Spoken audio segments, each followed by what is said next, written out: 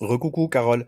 Je te fais un petit complément vidéo pour te dire que quand tu vas sur ton annonce concrètement, tu as dans les équipements, les éléments d'accessibilité.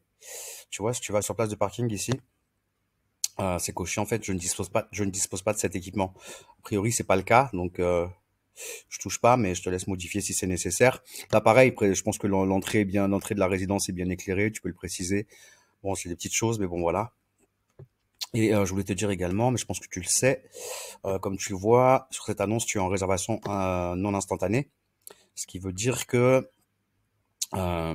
tu es moins bien mis en avant, enfin en tout cas d'après ce que dit Airbnb, tu es moins bien mis en avant dans le résultat de recherche, sachant que tu peux tout à fait configurer la réservation instantanée, mais je pense que tu le sais aussi, mais je préfère te le dire.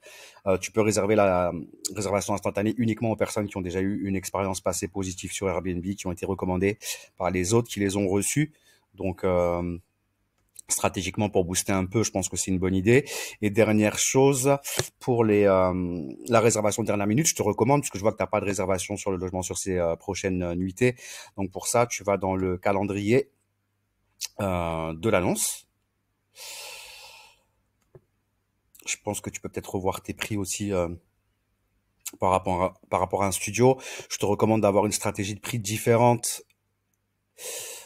la semaine et le week-end. Je pense que c'est une bonne stratégie d'avoir des prix un peu plus bas en semaine, justement pour aller booster les réservations, sachant que tu es proche de la plage. Donc les réservations, c'est souvent le week-end, du vendredi au dimanche. Et le fait de baisser les prix justement sur les périodes du dimanche au jeudi inclus, c'est une bonne stratégie pour aller chercher des réservations. Là, tu es sur quelque chose de très linéaire au niveau tarification. Ce qui m'étonne parce que du coup, si tu m'as dit que tu étais sur Price Labs.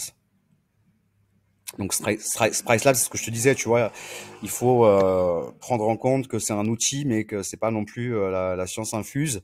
Et je comprends pas. Alors moi aussi, Price Labs m'avait fait ça sur ma calendrier. J'avais un prix linéaire sur la semaine et le week-end, et je trouvais ça absolument incohérent, surtout surtout en station balnéaire.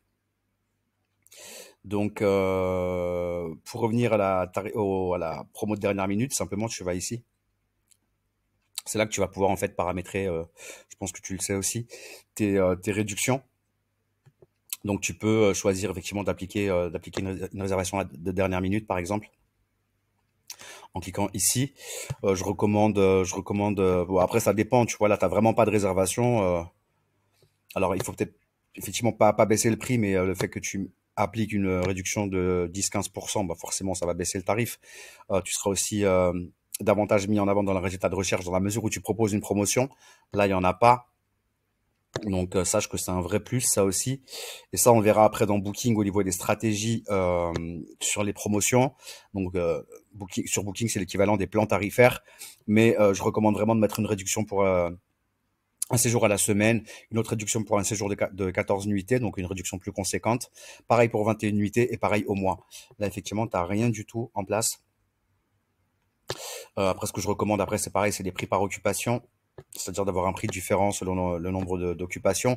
Là, tu es sur une petite configuration de deux couchages. Donc, bon, effectivement, si tu veux aller plus loin sur ta stratégie de prix en termes d'optimisation, tu peux effectivement afficher un tarif pour une personne avec un supplément de, je sais pas moi, 12-15 € euh, par nuitée et par personne supplémentaire. Ça fait partie des techniques qu'on utilise pour justement avoir des prix à la nuitée plus optimisés par rapport aux concurrents du secteur. Donc voilà, c'était ma petite vidéo complément pour terminer l'audit de ton annonce, parce que c'est vrai que j'avais pas été sur ton calendrier et j'avais pas spécialement regardé ce que tu avais mis en place au niveau des promos. Donc voilà, bah, j'espère que ça te sera utile en tout